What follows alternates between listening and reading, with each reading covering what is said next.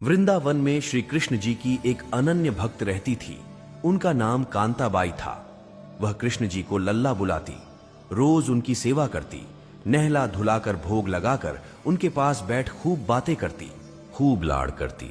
मजाल की कभी उनको जरा सी भी तकलीफ आ जाए। एक दिन कांताबाई अपने लल्ला का सब काम कर उसे विश्राम करवा खुद भी विश्राम करने लगी। तभी उसे जोर जोर से हिचकियां शुरू हो गई। कांताबाई समझ नहीं पा रही थी कि वो क्या करे। कांता खुद से ही इतनी बेचैन हो गई कि उसे कुछ भी सूझ नहीं रहा था। तभी कांताबाई की पुत्री घर आ गई।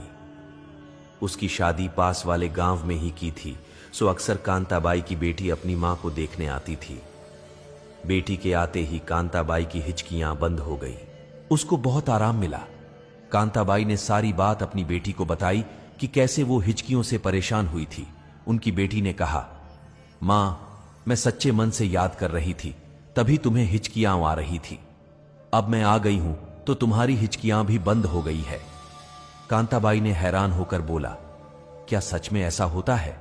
उसकी बेटी ने जवाब में कहा, हां जी मां, जब हम किसी को सच्चे मन से याद करते हैं तो हमारे अपनों को हिचकियां आती हैं।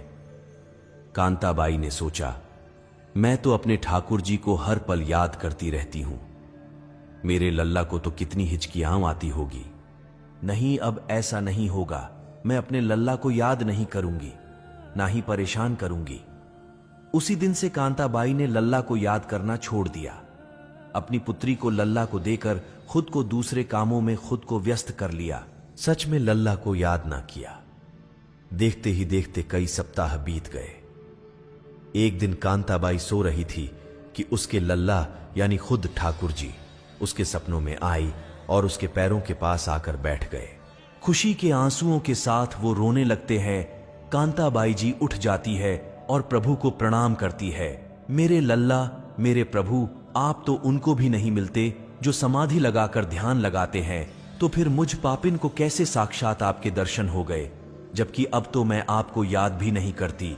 कृष्ण जी ने मुस्कुराते हुए कहा, मां, जब भी कोई मुझे याद करता है तो उसके पीछे उसका स्वार्थ होता है, या कोई साधु जिसको मुक्ति पाने का स्वार्थ छुपा होता है।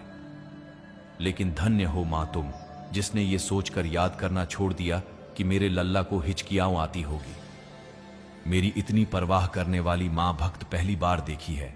उन्होंने कांताबाई को वैकुंठ में स्थान पाने का आशीष दिया। ठाकुर जी केवल आपके प्रेम और भाव के भूखे होते हैं। भगवान केवल भाव के